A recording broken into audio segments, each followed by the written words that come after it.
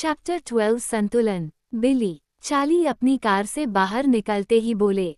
मैं घर की ओर मुड़ी और जेकब को इशारा किया, फिर मैं पोर्च के नीचे सिर झुकाकर गई। मैंने सुना कि पीछे चार्ली उनका भावभीना स्वागत कर रहे थे। जैक, मैं ये नाटक करने वाला हूँ कि मैंने तुम्हें स्टीयरिंग व्हील के पीछे नहीं देखा, उन्होंने नापसंदगी भरे लहजे में कहा।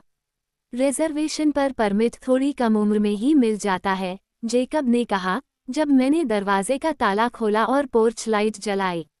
वो तो है, चार्ली हंसा। मुझे किसी न किसी तरह तो बाहर निकलना रहता है। इतने साल बीतने के बावजूद मैंने आसानी से बिली की गूंजती आवाज़ पहचान ली।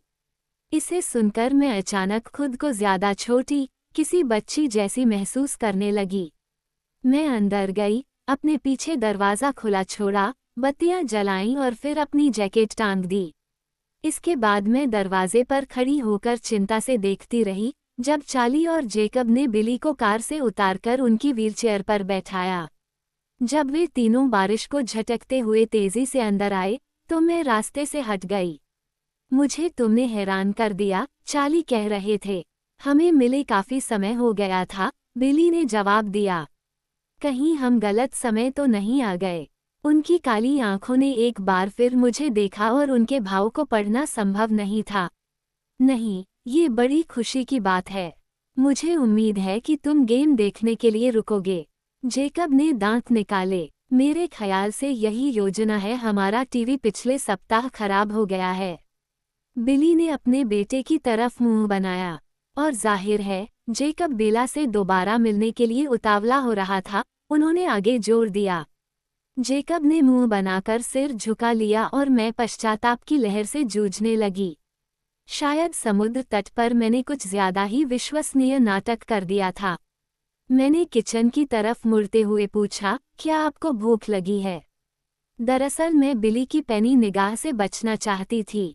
नहीं, हम खाकर आए हैं, जेकब ने जवाब दिया। और डैडी, आपको? मैंने तेजी से मुड़ते हुए अपने कंधे के ऊपर से पूछा।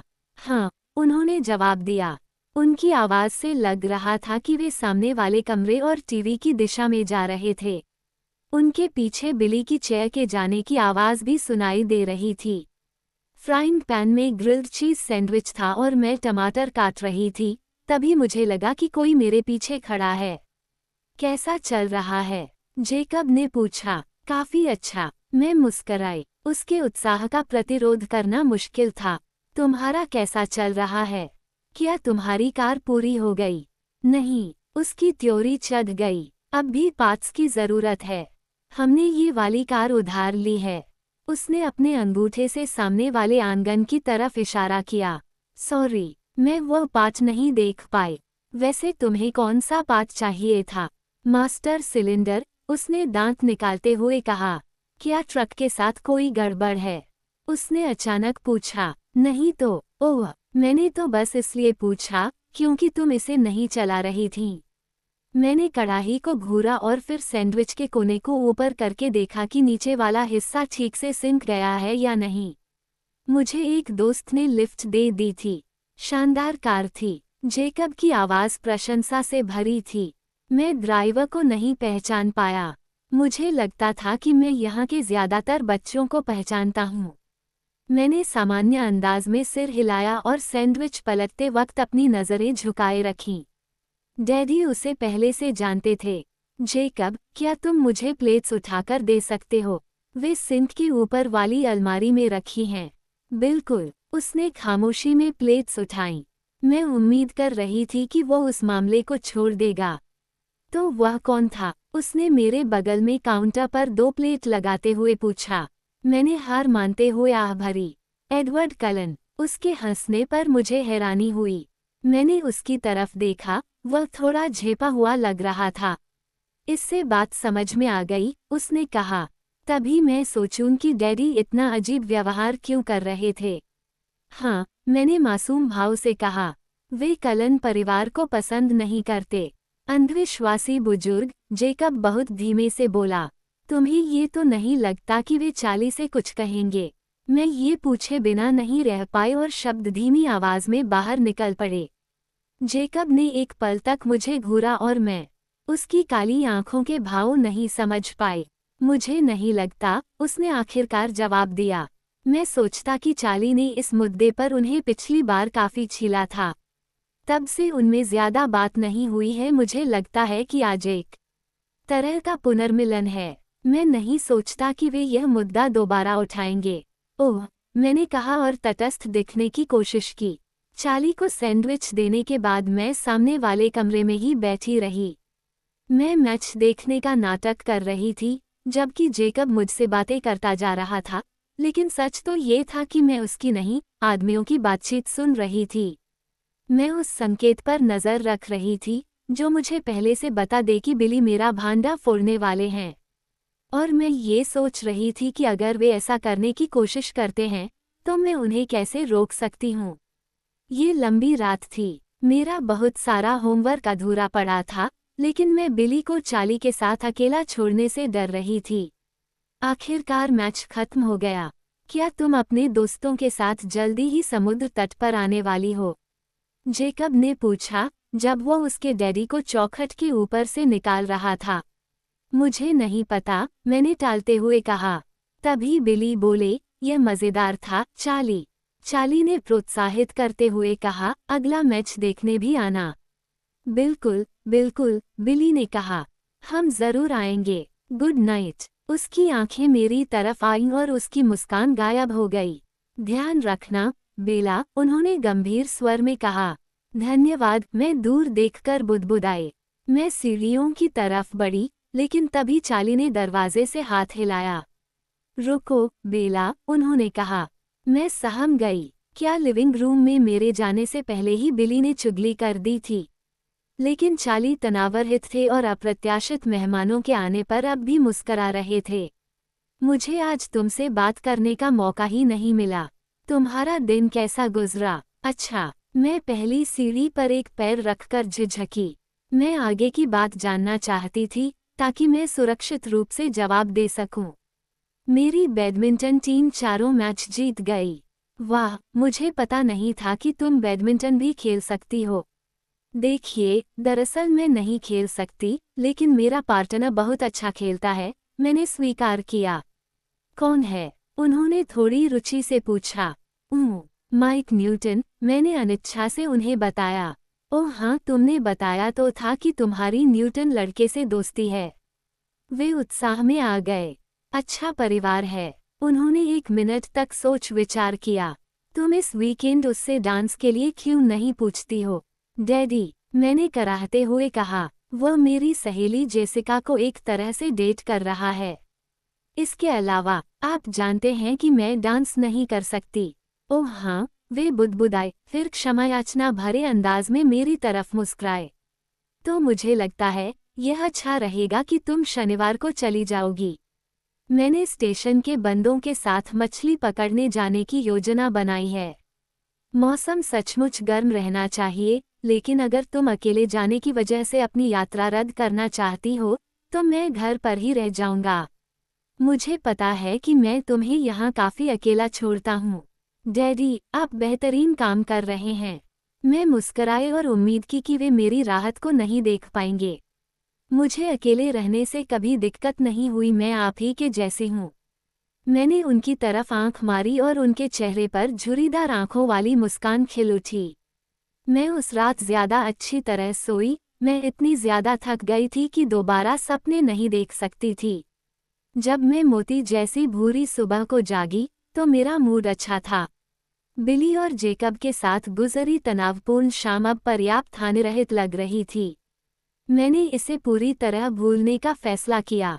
मैंने खुद को सीटी बजाते हुए पकड़ा, जब मैं अपने बालों के अगले हिस्से को पीछे हुड में खींच रही थी और तब भी, जब मैं फुदकती हुई सीढ़ियां उतर रही थी।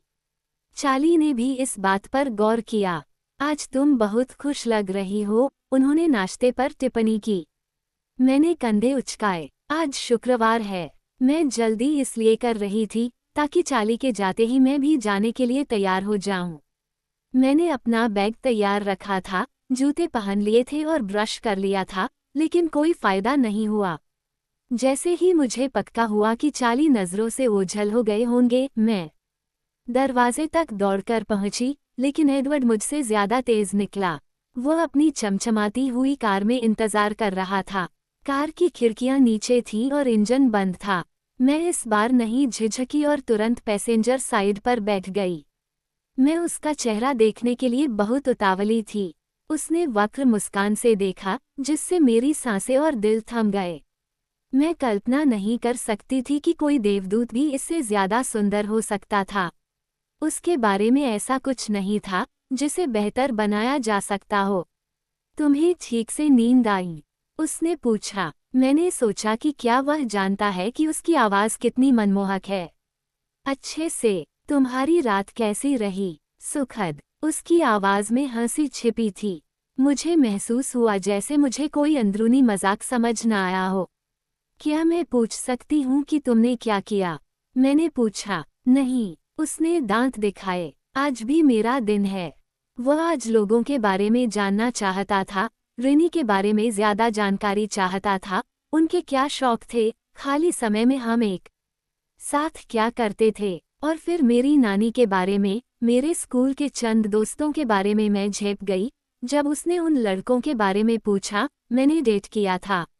मैंने इस बात पर राहत महसूस की कि मैंने दरअसल कभी किसी को डेट नहीं किया था, इसलिए यह मुद्दा ज्यादा लंबा नहीं खींचा।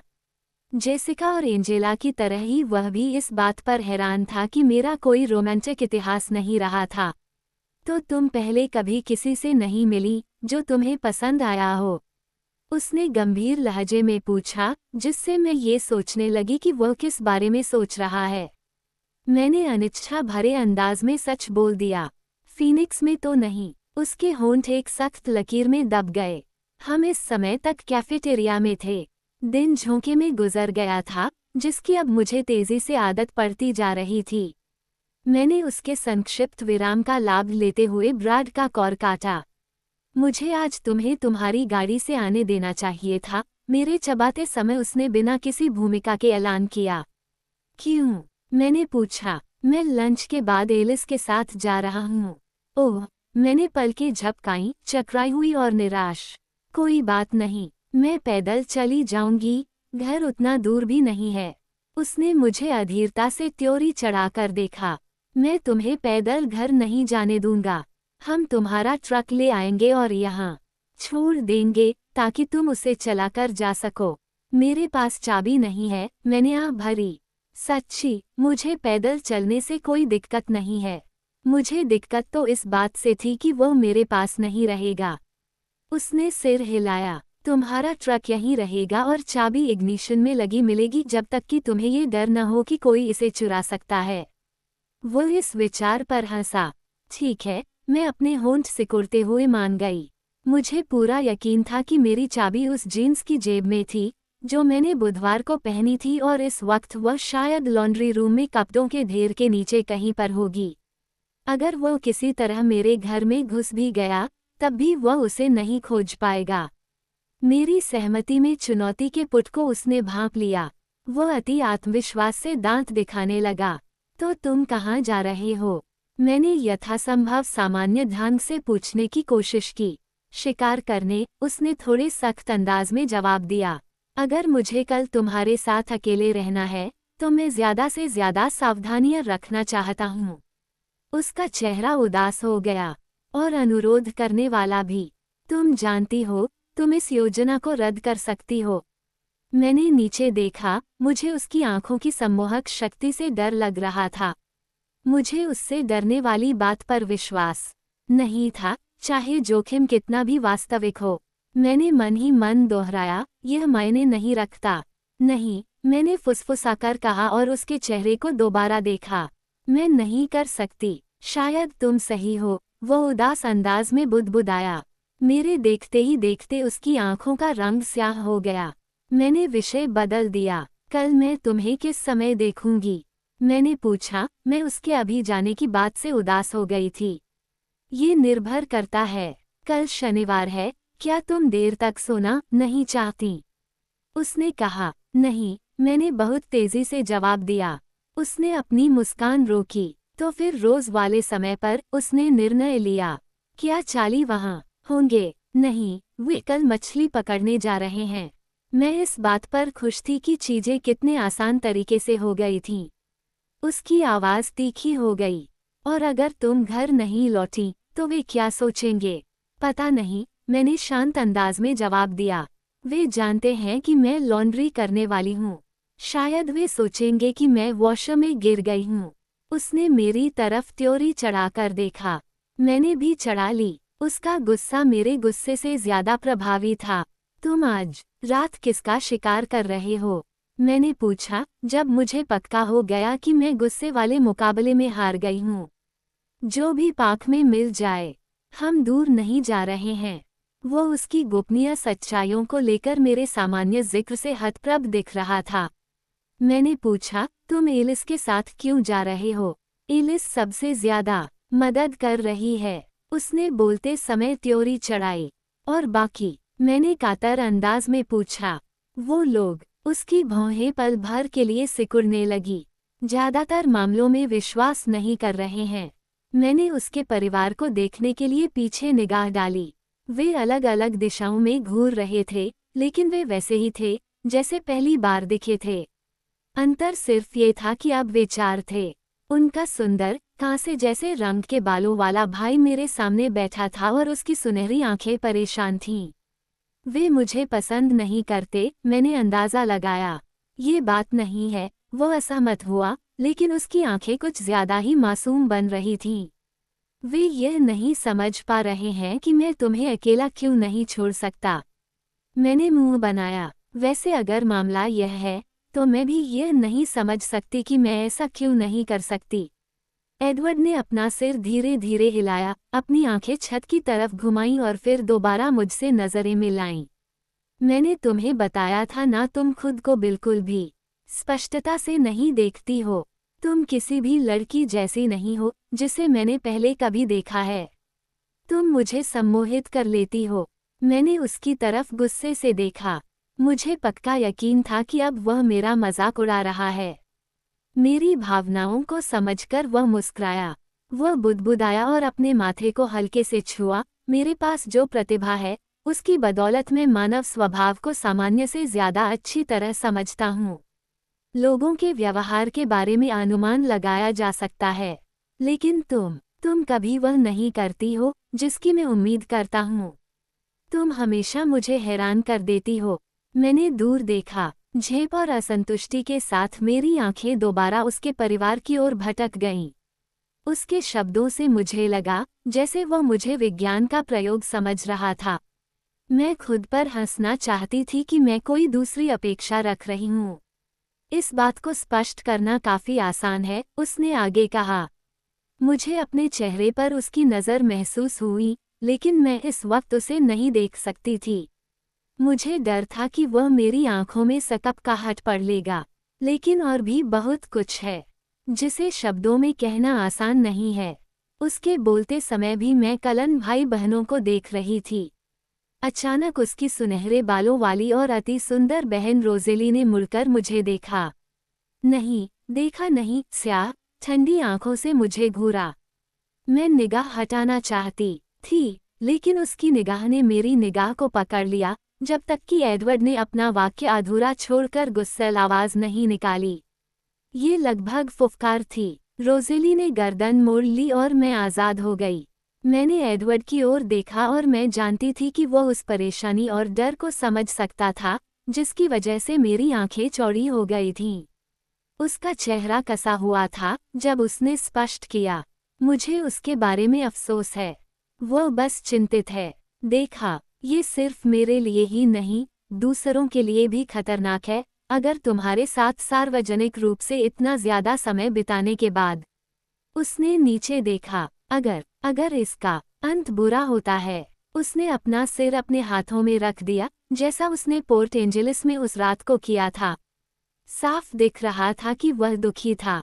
मैं उसे तसल्ली देने के लिए व्याकुल थी, लेकिन यह नहीं जानती थी कि कैसे। मेरा हाथ अपने आप उसकी तरफ बढ़ा, लेकिन फिर मैंने जल्दी ही इसे टेबल पर वापस खींच लिया। मैं डर रही थी कि कहीं मेरे छूने से स्थिति और ज्यादा न बिगड़ जाए। मुझे धीरे धीरे एहसास हुआ कि उसके शब्दों से मुझे डरना चाहिए। मैंने उस डर के आने का इंतजार किया, लेकिन इसके बजाय मैं तो सिर्फ उसके दर्द के लिए सहानुभूति ही महसूस कर पाई। और कुंठा कुंठा की वह जो भी कहने वाला था, रोज़ेली ने उसमें बाधा डाल दी थी। मैं नहीं जानती थी कि उस विषय को दोबारा कैसे उठाऊं। उसका सिर अब भी उसके हाथों में था। मैंने सामान्य आवाज में बोलने की कोशिश की। और अब तुम्हें जाना होगा। हाँ, उसने अपना चेहरा उठाया। यह एक पल के लिए गंभीर था, फिर उसका मूड बदल गया और वह मुस्कुराया। यह शायद सबसे अच्छा रहेगा। हमारे पास उस बकवास फिल्म के 15 मिनट हैं, जो बायोलॉजी में हमें झेलनी पड़ेगी। मैं नहीं सोचता कि मैं अब इसे और झेल सकता हूँ। मैं चौंक गई। एलिस, जिसके छोटे स्याहीदार बाल उसके परी जैसे सुंदर चेहरे के चारों ओर खड़े तथा अव्यवस्थित थे, अचानक एडवर्ड के कंधे के पीछे खड़ी थी। उसका छरहरा शरीर लचीला और आकर्षक था, पूरी तरह स्थिर अवस्था में भी। एडवर्ड ने मुझसे निगाह हटाए बिना उसका अभिवादन किया। एलिस, एडवर्ड, उसने जवाब दिया। उसकी ऊंची आवाज लगभग उसके जितनी ही आकर्षक थी। एलिस, बेला बेला। एलिस, उसने हमारा परिचय दिया और अपने हाथ से सामान्य संकेत किया। उसके चेहरे पर एक व्यंग्यपूर्ण मुस्कान आ गई। हेलो, बेला। एलिस की चमकदार गहरी आंखों के भाव समझ नहीं आ रहे थे, लेकिन उसकी मुस्कान दोस्ताना थी। आखिरकार तुमसे मिलकर अच्छा लगा। एडवर्ड ने उसे घूर कर देखा। हाय एलिस, मैं संकोच में बुदबुदाई। क्या तुम तैयार हो? एलिस ने एडवर्ड से पूछा। उसकी आवाज दूर कहीं से आती लगी।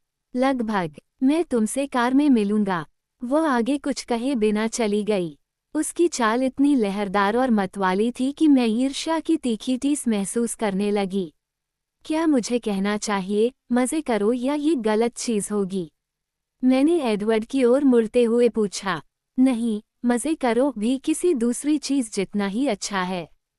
तो फिर मजे करो, मैंने पूरे दिल से कहने का नाटक किया। जाहिर है, मैं उसे मूर्ख नहीं बना पाई। मैं कोशिश करूंगा। और प्लीज, तुम सुरक्षित रहने की कोशिश करना। फोक्स में सुरक्षित रहना कितनी बड़ी चुनौती है। तुम्हारे लिए ये भी एक चुनौती है। उसका जबड़ा सख्त हो गया। वादा करो। मैं सुरक्षित रहने की कोशिश करने का वादा करती हूँ, मैंने दोहराया। मैं आज रात लॉन्ड्री करूंगी, ये खतरों से भरा काम होना चाहिए। अंदर मत गिरना, उसने चिढ़ाया। मैं पूरी कोशिश करूंगी। फिर वह खड़ा हुआ और मैं भी। मैं तुमसे कल मिलूंगी, मैंने आह भरी। ये तुम्हें बहुत लंबा समय लगता है ना? वह धीरे से बोला। मैंने उदास अंदाज में सिर हिलाया। मैं सुबह आ जाऊंगा, उसने अपनी वक्र मुस्कान के साथ वादा किया। उसने मेरा चेहरा छूने के लिए टेबल के पार हाथ बढ़ाया और एक बार फिर मेरे गाल की हड्डी पर हल्के से हाथ फेरा। फिर वह मुड़ा और दूर चला गया। मैं उसके पीछे तब तक घूरती रही, जब तक कि वह ओझल नहीं हो गया। बाकी की क्लासें छोड़ने का मेरा बहुत मन था, कम से कम जिम, लेकिन सहज बोध की चेतावनी की वजह से मैं रुक गई। मैं जानती थी कि अगर मैं इस समय गायब हुई, तो माइक और दूसरे लोग ये मान लेंगे कि मैं एडवर्ड के साथ हूँ। और एडवर्ड सार्वजनिक रूप से हमारे एक साथ बिताए समय की वजह से चिंतित था। अगर परिस्थितियां गड़बड़ होती हैं। मैंने आखिरी विचार के बारे में ज्यादा सोचने से इनकार कर दिया और इसके बजाय परिस्थितियों को उसके लिए ज्यादा सुरक्षित बनाने पर ध्यान केंद्रित किया।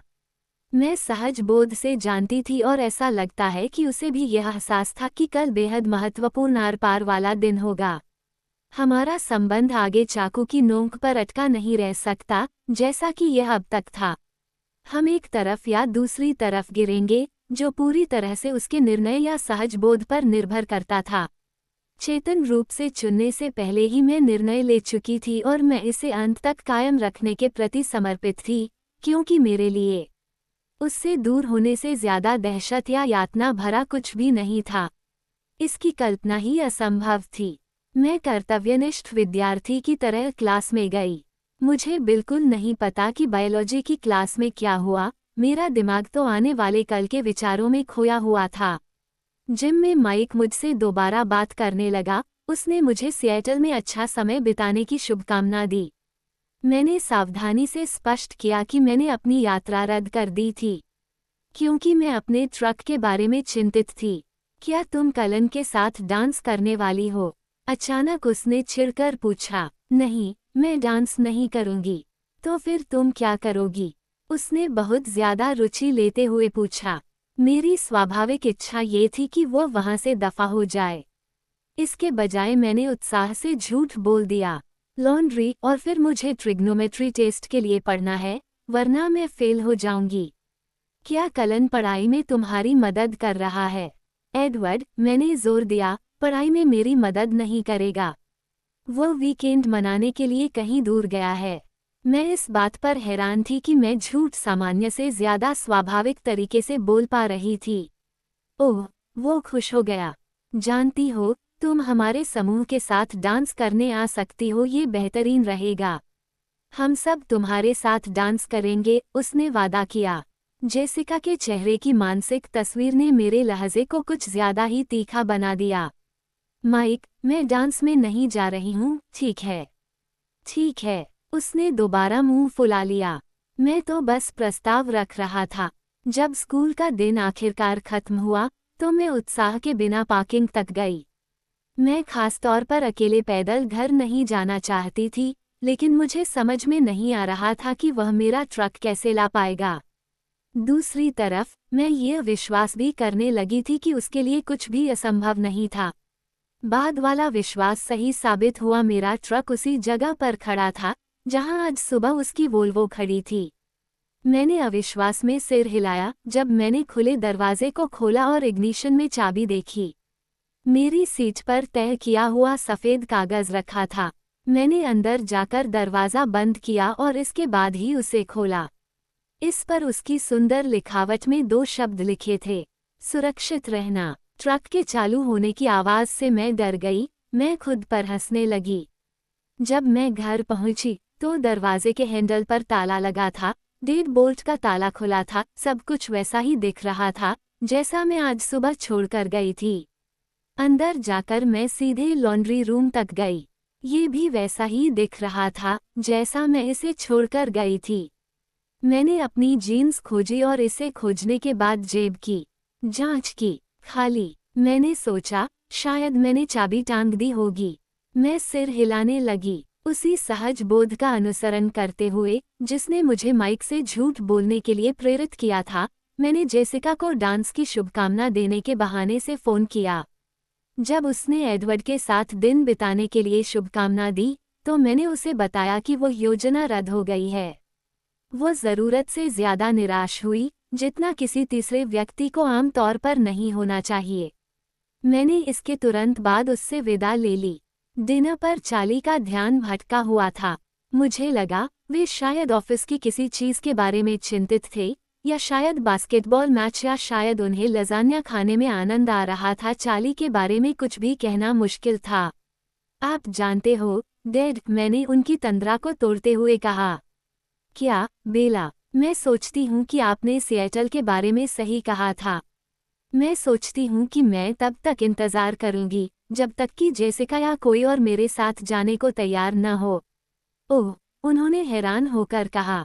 ओह, ठीक है, तो तुम चाहती हो कि मैं घर पर रहूं? नहीं, डैडी, आप अपनी योजनाएं न बदलें। मेरे पास करने के लिए हज़ारों काम हैं। होमवर्क, लॉन्ड्री, मुझे लाइब्रेरी भी जाना है और किराना स्टोर भी। मैं दिन भर अंदर बाहर होती रहूंगी। आप जाओ और मज़े करो। पक्का, पक्का, डैडी। इसके अलावा फ्रीज़र में मछलियों की संख्या कम हो रही है, अब शायद 2-3 साल की सप्लाई ही बची है। तुम्हारे साथ रहना सचमुच आसान है, बेला। वे मुस्कुराए। मैं यही बात आपके बारे में भी कह सकती हूँ, मैंने हंसते हुए कहा। मेरी हंसी की आवाज़ सच्ची नहीं लग रही थी, लेकिन उन्होंने नहीं किया। मैं उन्हें धोखा देने के बारे में इतनी अपराधी महसूस कर रही थी कि मेरा एक बार तो मन हुआ कि मैं एडवर्ड की सलाह मान लूं और उन्हें बता दूं कि मैं कहाँ रहूंगी, लेकिन मैं रुक गई। डिनर के बाद मैंने कपड़े तह किए और ड्रायर में एक और खेप डाली। दुर्भाग्य से इस तरह का काम था सिर्फ हाथों को व्यस्त रखता था। मेरे दिमाग के पास काफ़ी ज़्यादा खाली समय था और यह काबू के बाहर जा रहा था। मैं प्रबल उम्मीद और कपटी डर के बीच झूलती रही, जो मेरे संकल्प को कुरेद रहा था। मुझे खुद को याद दिलाते रहना पड़ा कि मैंने अपना विकल्प चुन लिया था और अब मैं पीछे नहीं हटूंगी। मैंने उसका नोट अपनी जेब से बाहर निकाला और इतनी ज्यादा बार देखा जितनी उसके लिखे 2 छोटे शब्दों को देखने की जरूरत नहीं थी। वह चाहता है कि मैं सुरक्षित रहूं, मैंने खुद को बार बार बताया। मैं बस इस विश्वास पर अडिग रहूंगी कि अंत में यह इच्छा बाकी सारी इच्छाओं पर भारी पड़ेगी। और मेरा दूसरा विकल्प क्या था, उसे अपने जीवन से हटा देना। असहनीय। इसके अलावा ऐसा लग रहा था कि मैं जब से फोक्स आई थी तब से मेरा जीवन उसके बारे में ही था। लेकिन मेरे दिमाग के पीछे से आने वाली एक छोटी आवाज़ ने मुझे चिंतित कर दिया और मैं सोचने लगी कि क्या इससे बहुत दर्द होगा अगर इसका अंत बुरा हुआ। मुझे राहत मिली जब इतनी रात हुई कि उसे सोने का समय माना जा सकता था। मैं जानती थी कि मैं ज्यादा तनाव के कारण सो नहीं पाऊंगी, इसलिए मैंने एक ऐसा काम किया जो पहले कभी नहीं किया था। मैंने सर्दी की गोलियां अनावश्यक रूप से ले ली क्योंकि इससे मुझे 8 घंटे की नींद आ जाती थी। मैं आमतौर पर इस तरह की हरकत के लिए खुद को क्षमा नहीं करती, लेकिन कल इतना ज्यादा जटिल होने वाला था कि मैं नींद की कमी की वजह से होने वाले चिड़चिड़ेपन को गवारा नहीं कर सकती थी। दवा के असर का इंतजार करते समय मैंने अपने साफ बाल सुखाए जब तक कि वे बिल्कुल सीधे नहीं हो गए और फिर इस बात की चिंता करने लगी कि कल क्या पहनूंगी। सुबह के लिए हर चीज तैयार करने के बाद मैं आखिरकार बिस्तर पर लेट गई। मैं अति उत्तेजित थी। मैं कसमसाना रोक नहीं पा रही थी। मैंने उठकर सीढ़ी के अपने शू बॉक्स में खोजा जब तक कि मुझे शॉपों के नॉप्टन्स का संग्रह नहीं मिल गया। इसे बहुत धीरे से चलाकर मैं फिर से लेट गई और अपने शरीर के एक एक अंग को तनावरहित करने पर ध्यान केंद्रित करने लगी। इस अभ्यास के बीच में कहीं पर सर्दी की गोलियों ने असर दिखाया और मैं बेसुध हो गई।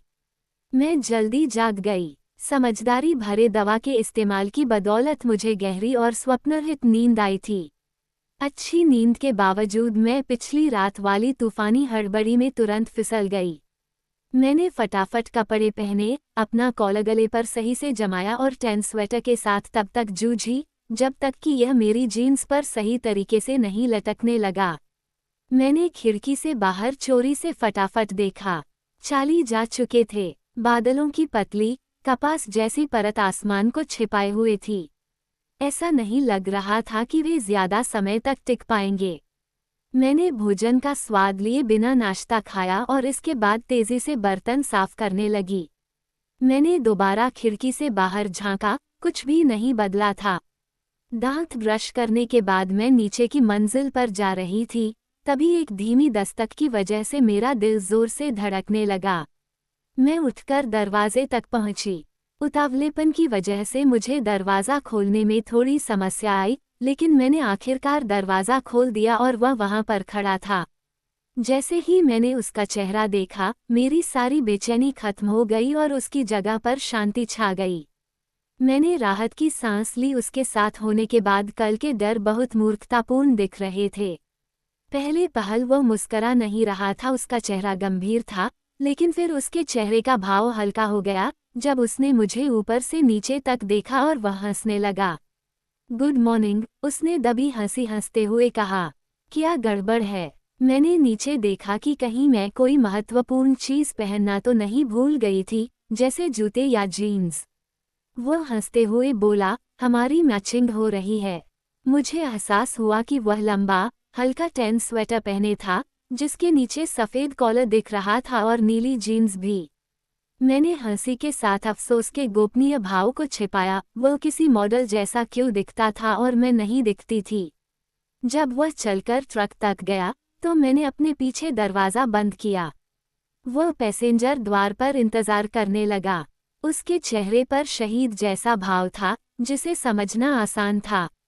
हमने तय किया था, मैंने उसे आत्मसंतुष्ट अंदाज में याद दिलाया। फिर मैं ड्राइवर सीट पर बैठ गई और उसका दरवाज़ा खोलने के लिए हाथ बढ़ाया।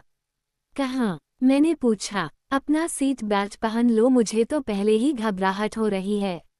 मैंने उसे गंदी निगाह से देखा और फिर उसकी बात मान ली। कहाँ? मैंने एक आह भरकर पूछा। 101 उत्तर पकड़ लो, उसने आदेश दिया।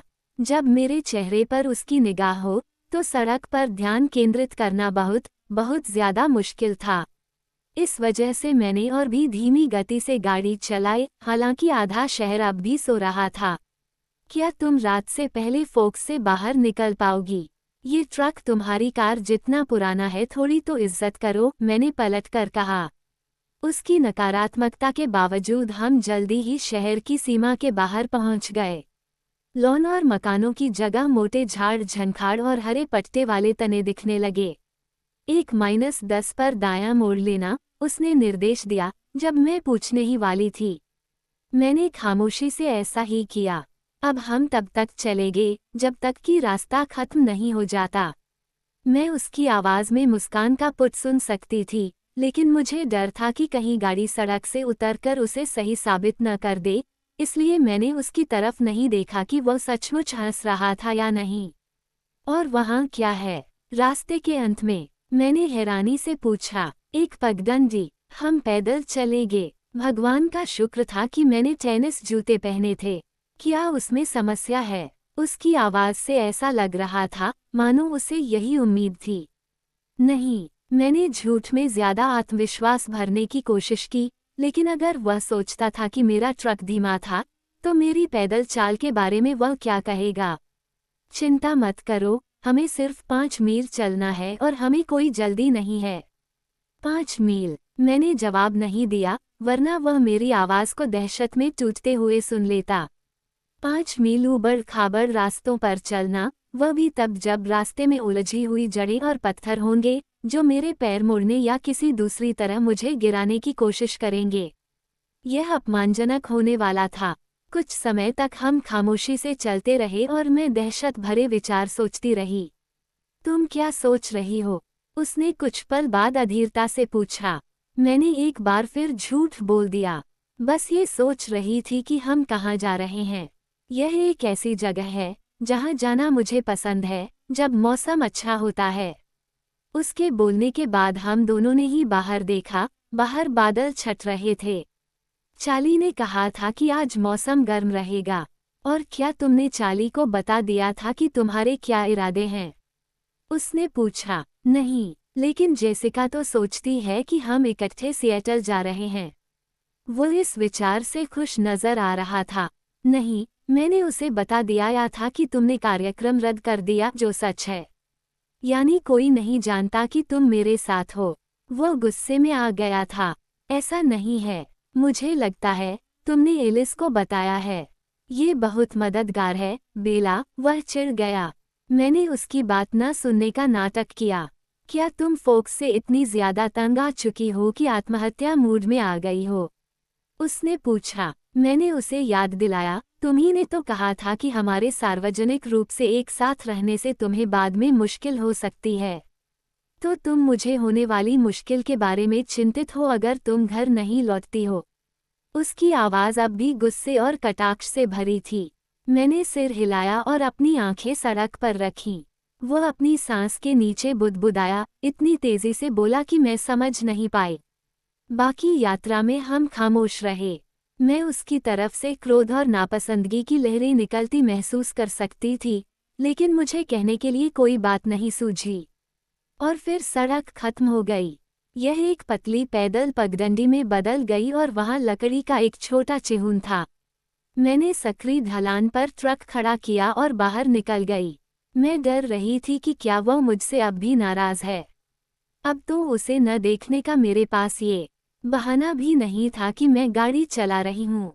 अब मौसम गर्म था। ये फोक्स में मेरे आने के बाद का सबसे गर्म दिन था। बादलों के नीचे लगभग उमसदार था। मैंने अपना स्वेटर उतारा और उसे अपनी कमर के चारों ओर लपेटकर बांध लिया। मैं खुश थी कि मैंने हल्की, बगैर आस्तीन वाली शर्ट पहनी थी, खास तौर पर जब मुझे 5 मील पैदल चलना था। मैंने उसका दरवाज़ा धड़ाम से बंद होते सुना। मैंने पलटकर देखा कि उसने भी अपना स्वेटर उतार दिया था। उसने मेरी तरफ पीठ कर रखी थी और वो मेरे ट्रक के पास खड़े होकर घने जंगल को देख रहा था। इस तरफ उसने अपने कंधे के ऊपर मेरी तरफ देखते हुए कहा और उसकी आंखों में चिढ़ अब भी भरी थी। वह अंधेरे जंगल में चलने लगा। पगडंडी। दहशत मेरी आवाज में साफ झलक रही थी, जब मैं ट्रक को तेजी से लांघकर उसके बराबर पहुंची। मैंने कहा था कि सड़क के अंत में एक पगडंडी है, यह नहीं कहा था कि हम उस पर चलने वाले हैं। हम पगडंडी पर नहीं चलेंगे। मैंने हताशा में पूछा। मैं तुम्हें भटकने नहीं दूंगा। वह मेरी तरफ मुड़ा और चिढ़ाने वाले अंदाज में मुस्कुराया। मैं हैरानी के मारे सांस लेना भूल गई। उसने बिना आस्तीन की सफ़ेद शर्ट पहनी थी। बटन खुले होने के कारण उसके गले की चिकनी सफ़ेद त्वचा उसके सीने के संगमरमरी उभारों तक बिना किसी बाधा के दिखाई दे रही थी। अब उसकी आदर्श मांसपेशिया संरचना को छिपाने वाली कपड़ों की बाधा खत्म हो गई थी। मैंने निराशा की तेज टीस के साथ महसूस किया, वह तो बहुत ज्यादा सुंदर और आदर्श है। ये देवता जैसा दिखने वाला प्राणी मेरे लिए नहीं बना हो सकता। मेरे चेहरे पर यातना के भाव देखकर वह चकरा गया और मुझे घूरने लगा। क्या तुम घर लौटना चाहती हो? उसने धीरे से पूछा। उसकी आवाज़ का दर्द मेरे दर्द से अलग था। नहीं, मैं आगे चल दी, जब तक कि उसके करीब नहीं पहुंच गई। मैं इस बारे में चिंतित थी कि मुझे उसके साथ बिताने के लिए जो समय मिल रहा है, मैं उसका एक भी पल बर्बाद न करूं। क्या दिक्कत है? उसने नरमी से पूछा। मैं पैदल चलने में अच्छी नहीं हूँ, मैंने बोझिल अंदाज में जवाब दिया। तुम्हें बहुत धैर्य रखना होगा। मैं धैर्य रख सकता हूँ, लेकिन इसके लिए मुझे बहुत कोशिश करनी पड़ेगी। वह मुस्कुराया और मुझसे नज़रें मिलाए रखीं। ऐसा लग रहा था कि वो मुझे अस्पष्ट निराशा से बाहर निकालने की कोशिश कर रहा था। मैंने पलटकर मुस्कुराने की कोशिश की, लेकिन मेरी मुस्कान विश्वसनीय नहीं थी। उसने मेरे चेहरे को गौर से देखा। मैं तुम्हें घर ले जाऊंगा, उसने वादा किया। मैं यह नहीं समझ सकती थी कि यह वादा बिना शर्त का था या इसी समय जाने तक सीमित था। मैं जानती थी कि उसके हिसाब से मैं इसी डर की वजह से परेशान थी। मैं एक बार फिर कृतज्ञ हुई। मैं ही इकलौती इंसान थी जिसका दिमाग वह नहीं पढ़ सकता था।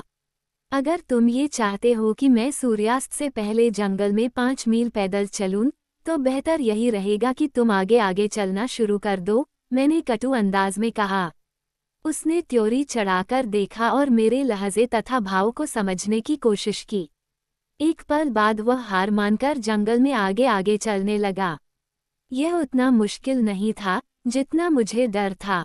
रास्ता ज्यादातर समतल था। जब भी भीगे हुए फन वृक्ष और काई के जाले आते थे, तो वह उन्हें पकड़कर मेरे लिए रास्ता बना देता था।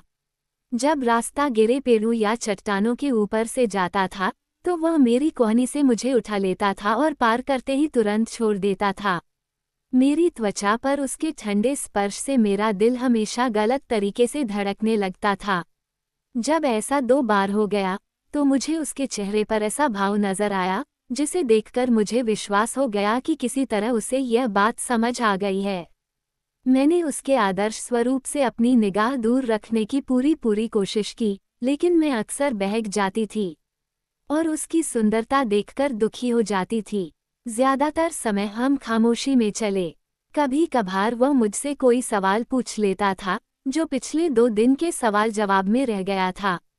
उसने मेरे जन्मदिन के बारे में पूछा, मेरे ग्रेड स्कूल के टीचर्स के बारे में, मेरे बचपन के पालतू जानवरों के बारे में, और मुझे बताना पड़ा कि मैंने लगातार 3 मछलियों को मार डाला था, जिसके बाद मैंने जानवरों को पालना छोड़ दिया था। इस पर वह इतनी जोर से हंसा जितना कभी नहीं हंसा था। उस आवाज की घंटी जैसी गूंज खाली जंगलों से हमारी ओर लौटती रही। पदयात्रा में काफी समय लग गया, लेकिन उसने कभी बेसब्री या बेचैनी का कोई संकेत नहीं दिया। जंगल प्राचीन पेड़ों की असीम भूल भुलैया जैसा लग रहा था। मैं घबरा रही थी कि कहीं हम बाहर निकलने का रास्ता नहीं खोज पाए तो क्या होगा, लेकिन एडवर्ड हरी भूल भुलैया में पूरी तरह निश्चित था। उसे हमारी दिशा के बारे में कोई शंका नहीं हो रही थी। कुछ घंटे बाद मंडप से छनकर आने वाली रोशनी बदल गई। इसकी स्याह जैतूनी रंगत अब ज्यादा चमकदार हरे रंग में बदल गई। धूप खिल गई थी, जैसी उसने भविष्यवाणी की थी। जंगल में दाखिल होने के बाद पहली बार मैंने रोमांच महसूस किया, जो जल्द ही अधीरता में बदल गया। क्या हम वहां पहुंच गए? मैंने ताना मारा और त्योरी चढ़ाने का नाटक किया। लगभग। वो मेरे मूड बदलने पर मुस्कुराया। क्या तुम्हें आगे उजाला दिख रहा है? मैंने घने जंगल में झांका। दिखना चाहिए क्या? शायद तुम्हारी आंखों को कुछ समय बाद दिखेगा। लगता है मुझे नेत्र विशेषज्ञ से चेकअप कराना चाहिए, मैं बुदबुदाई। उसकी मुस्कान ज्यादा गहरी हो गई। लेकिन तभी लगभग 100 गज दूर मुझे आगे के पेड़ों में एक रोशनी दिखाई दी, जो हरी के बजाय पीली थी। मैंने चलने की रफ्तार बढ़ा दी, और हर कदम के साथ मेरी उत्सुकता बढ़ती जा रही थी। उसने अब मुझे आगे चलने दिया और खुद बिना आवाज किए पीछे चलने लगा। मैं रोशनी के कुंड के कोने तक पहुंची और फर्न वृक्षों की आखिरी कतार में कदम रखा। इसके बाद मैं उस सबसे प्यारी जगह पर पहुंच गई, जो मैंने कभी देखी थी। ये छोटी सी बगिया आदर्श रूप से गोल थी और जंगली फूलों से भरी थी, बैंगनी, पीले और हल्के सफेद। आसपास कहीं से पानी की कलकल सुनाई दे रही थी। सूरज ठीक सिर के ऊपर था और मक्खन जैसी धूप बिखेर रहा था। मैं विस्मय से नर्म घास पर चलने लगी, लहराते फूलों के पास से गुजरी और शानदार गर्म हवा में पहुंच गई। मैं उसे अपनी भावनाएं बताने के लिए मुड़ी, लेकिन वह मुझे कहीं नजर नहीं आया। मैं पलटकर घूमी और दहशत से उसे खोजने लगी। आखिरकार वह मुझे दिख गया। वह अब भी खुली जगह के कोने पर मंडप की घनी छाया के नीचे था और सावधान निगाहों से मुझे देख रहा था। तभी मुझे एक चीज याद आई, जिसे बगिया की सुंदरता ने मेरे दिमाग से निकाल दिया था, एडवर्ड और सूरज की पहेली, जिसे उसने आज सुलझाने का वादा किया था। मैंने उसकी तरफ एक कदम बढ़ाया और मेरी आंखें उत्सुकता से चमक रही थीं। उसकी आंखें सावधान और अनिच्छुक थीं। मैं उसका उत्साह बढ़ाते हुए मुस्कुराए और अपने हाथ से उसे इशारा किया, फिर उसकी दिशा में एक और कदम बढ़ाया। उसने चेतावनी में एक हाथ उठाया, जिससे मैं ठिठक गई और अपनी एड़ियों पर रुक गई। एडवर्ड ने गहरी सांस ली और फिर दोपहर के सूरज की तेज रोशनी में कदम रख दिया।